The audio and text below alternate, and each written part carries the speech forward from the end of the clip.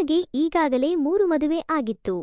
ಆದರೆ 1 ವರ್ಷದೊಳಗೆ ಆಕೆಯ 3 ಗಂಡಂದಿರು ಕೆಲಸದ ಒತ್ತಡದಿಂದಾಗಿ ದೂರವಾದರು.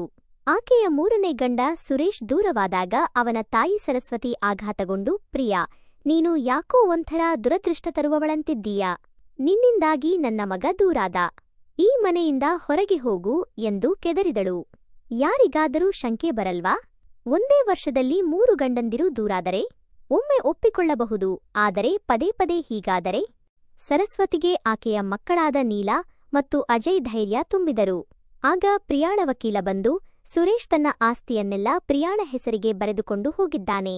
ಈ ಮನೆಯಿಂದ ಹೊರಗೆ ಹೋಗಬೇಕಾದರೆ ನೀವೇ ಹೋಗಬೇಕು ಎಂದು ಸರಸ್ವತಿಗೆ ತಾಕೀತು ಮಾಡಿದ. ಇದನ್ನು ಕೇಳಿ ಸರಸ್ವತಿ, ನೀಲಾ ಮತ್ತು ಅಜಯ್ಗೆ ಆಘಾತವಾಯಿತು. ಇದರಲ್ಲಿ ಏನೋ ತೊಂದರೆ ಇದೆ ಎಂದು ನೀಲಾ ಯೋಚಿಸಿದಳು. ತನ್ನ ಕೊಠಡಿಯಲ್ಲಿ ಪ್ರಿಯಾ ಸುರೇಶನ ಫೋಟೋವನ್ನು ತನ್ನ ಹಿಂದಿನ ಗಂಡಂದಿರ ಫೋಟೋಗಳಿರುವ ಪೆಟ್ಟಿಗೆಯಲ್ಲಿ ಇಟ್ಟು, ಈ ಆಸ್ತಿಯನ್ನು ನನ್ನ ಹೆಸರಿಗೆ ಮಾಡಿದ್ದಕ್ಕೆ ಧನ್ಯವಾದಗಳು ಎಂದು ತನ್ನೊಳಗೆ ನಕ್ಕಳು.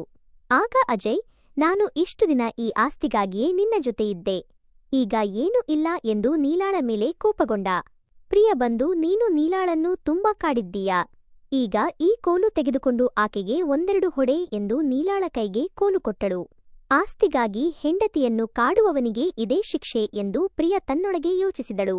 ಅಜಯ್ ಕ್ಷಮೆ ಕೇಳಿ ನೀಲಾಳನ್ನು ಸಮಾಧಾನಪಡಿಸಿದ.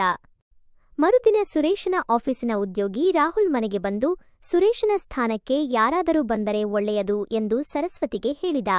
ಸರಸ್ವತಿ, ಇನ್ಮೇಲೆ ಅಜಯ್ ನಿಮ್ಮ ಹೊಸ ಎಂಡಿ ಎಂದಳು. ಆಗ ಪ್ರಿಯ ಬಂದು, ಈ ಆಸ್ತಿ ಮತ್ತು ಕಂಪನಿಯ ಎಂಡಿ ಯಾರಾಗಬೇಕೆಂದು ನಾನು ನಿರ್ಧರಿಸುತ್ತೇನೆ, ನೀವಲ್ಲ ಎಂದು ಸರಸ್ವತಿಗೆ ತಿರುಗೇಟು ನೀಡಿದಳು.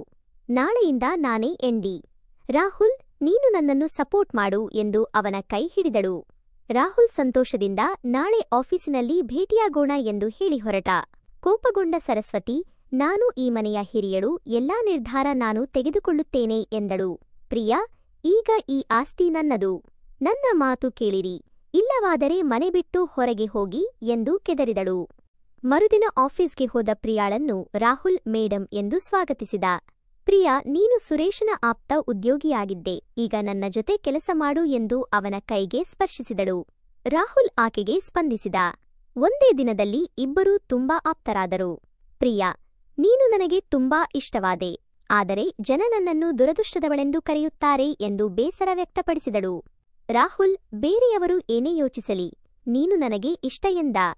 ಪ್ರೀತಿ ಕುರುಡು ಎಂದು ಹಿರಿಯರು ಹೇಳಿದ್ದು ಸರಿಯೇ? ಪ್ರಿಯ ಸಂತೋಷದಿಂದ ನನ್ನನ್ನು ಮದುವೆಯಾಗು ಎಂದು ರಾಹುಲ್ನು ಮನೆಗೆ ಕರೆದೊಯ್ದಳು. ಮನೆಯವರೆಲ್ಲ ಆಘಾತಗೊಂಡರು. ಪ್ರಿಯ, ನಿಮ್ಮ ಸೊಸೆ 4ನೇ ಮದುವೆಯಾಗಿ ಬಂದರೆ ಸಂತೋಷವಿಲ್ಲವೇ ಎಂದು ಸರಸ್ವತಿಗೆ ಕೇಳಿದಳು. ಸರಸ್ವತಿ, ಇದು ತುಂಬಾ ಆಯ್ತು, ಈಗ ನೀನು ಈ ಮನೆಯಲ್ಲಿ ಇರಬೇಡ ಎಂದಳು. ಪ್ರಿಯ, ಇನ್ಮೇಲೆ ರಾಹುಲ್ ಕೂಡ ಇಲ್ಲೇ ಇರುತ್ತಾನೆ, ಯಾರಿಗಾದರೂ ತೊಂದರೆಯಾದರೆ ನೀವೇ ಹೊರಗೆ ಹೋಗಿ ಎಂದು ರಾಹುಲ್ನು ಒಳಗೆ ಕರೆದೊಯ್ದಳು. ಅಜಯ್ ಪ್ರಿಯಾಳನ್ನು ನೋಡಿ ಪ್ರಿಯಾಳ ಯವ್ವನ ತುಂಬಿ ತುಳುಕುತ್ತಿದೆ. ಆಕೆ ಒಂದಿಲ್ಲ ಒಂದು ಮದುವೆಯಾಗುತ್ತಲೇ ಇದ್ದಾಳೆ. ನಾನು ನೀಲಾಳನ್ನು ಬಿಟ್ಟು ಪ್ರಿಯಾಳನ್ನೇ ಮದುವೆಯಾಗಿದ್ದರೆ ಈ ಆಸ್ತಿಯ ಜೊತೆ ಆಕೆಯೂ ನನ್ನದಾಗುತ್ತಿದ್ದಳು ಎಂದು ಯೋಚಿಸಿದ. ಮರುದಿನ ಅಜಯ್ ಪ್ರಿಯಾಳನ್ನು ಒಂಟಿಯಾಗಿ ಭೇಟಿಯಾಗಿ, ನಿನಗೂ ಇದೇ ಬೇಕಿತ್ತು ಅಲ್ವಾ ಎಂದು ಕೇಳಿದ. ಪ್ರಿಯಾ, ಅಜಯ್, ನೀನು ನನ್ನ ಮೇಲೆ ಒತ್ತಾಯ ಮಾಡಲು ಬಂದೆ ಎಂದು ಕೂಗಾಡಿ ಅವನಿಗೆ ತಾಕೀತು ಮಾಡಿದಳು. ಕೋಪಗೊಂಡ ರಾಹುಲ್ ಅಜಯನ್ನು ಮನೆಯಿಂದ ಹೊರಗೆ ಕಳುಹಿಸಿದ. ನಿನಗೆ ಇದೇ ಬೇಕಿತ್ತು ಅಲ್ವಾ ಎಂದು ನೀಲಾ ಮತ್ತು ಸರಸ್ವತಿ ಆಘಾತಗೊಂಡರು. ಅಜಯ್ 4 ದಿನ ತನ್ನ ಸ್ನೇಹಿತನ ಮನೆಯಲ್ಲಿ ಉಳಿದ. ಪ್ರಿಯ ಅಲ್ಲಿಗೆ ಬಂದು ವೈನ್ ಬಾಟಲಿಗಳನ್ನು ಕೊಟ್ಟು ಡ್ರಿಂಕ್ಸ್ ರೆಡಿ ಮಾಡು ಎಂದಳು. ಅಜಯ್, ನಿನಗೆ ನನ್ನ ಮೇಲೆ ಇಷ್ಟಿದ್ದರೆ ಯಾಕೆ ನನ್ನನ್ನು ಹೊರಗೆ ಕಳುಹಿಸಿದೆ ಎಂದು ಕೇಳಿದ. ಪ್ರಿಯ, ನಿನ್ನನ್ನು ಒಮ್ಮೆ ಪರೀಕ್ಷಿಸಬೇಕಿತ್ತು, ಈಗ ನೀನು ನನಗೆ ಇಷ್ಟ ಎಂದಳು. ಅಜಯ್ ತನ್ನ ಫೋನ್ನಲ್ಲಿ ರೆಕಾರ್ಡಿಂಗ್ ಆರಂಭಿಸಿ ಆಕೆಯ ಜೊತೆ ಮಾತನಾಡಿದ. ಪ್ರಿಯ, ಇವತ್ತು ನನಗೆ ಹೊಸ ಅನುಭವ ಬೇಕು ಎಂದು ಸಂತೋಷದಿಂದ ಮಾತನಾಡಿದಳು. ಇನ್ಮೇಲೆ ನಾನು ಇಲ್ಲಿಗೆ ಬರುತ್ತಿರುತ್ತೇನೆ ಎಂದು ಹೊರಟಳು. ಅಜಯ್, ನೀನು ನನ್ನನ್ನು ಮದುವೆಯಾಗದಿದ್ದರೆ ಈ ರೆಕಾರ್ಡಿಂಗ್ ಅನ್ನು ಎಲ್ಲರಿಗೂ ತೋರಿಸುತ್ತೇನೆ ಎಂದು ಧಮಕಿಸಿದ. ಕೋಪಗೊಂಡ ಪ್ರಿಯಾ, ನಾನು ಈಗಾಗಲೇ 3 ಗಂಡಂದಿರನ್ನು ಕಳೆದುಕೊಂಡಿದ್ದೇನೆ, ನಿನಗೆ ಭಯವಿಲ್ಲವೇ ಎಂದು ಗದರಿದಳು. ಆದರೆ ತನ್ನ ತಪ್ಪನ್ನು ಅರಿತು ಅವನನ್ನು ಕ್ಷಮಿಸಲು ನಿರ್ಧರಿಸಿದಳು.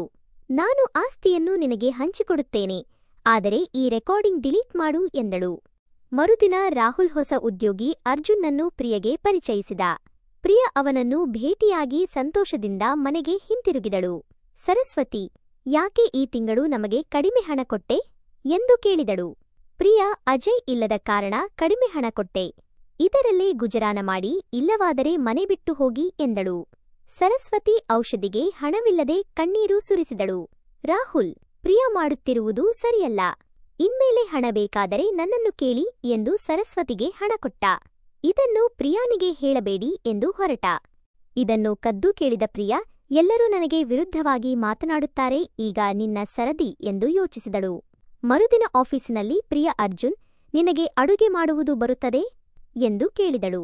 ಅರ್ಜುನ್, ಹೌದು, ಆದರೆ ನನ್ನ ಅಡುಗೆ ನಿನಗೆ ಇಷ್ಟವಾಗುತ್ತದೆಯೋ ಇಲ್ಲವೋ ಎಂದ. ಪ್ರಿಯಾ, ನಿನ್ನ ಅಡುಗೆ ಖಂಡಿತ ಇಷ್ಟವಾಗುತ್ತದೆ.